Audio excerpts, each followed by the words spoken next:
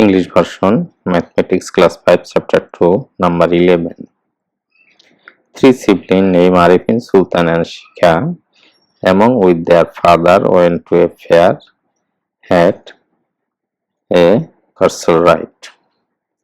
For the ride, per person to pay 15 taka each time.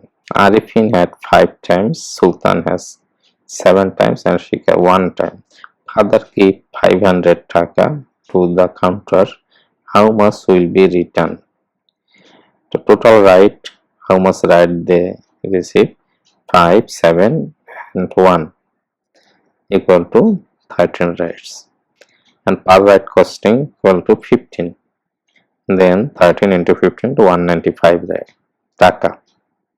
Then return amount will be 500 minus 195 taka equal to 305 taka. Answer 305 taka. Thank you.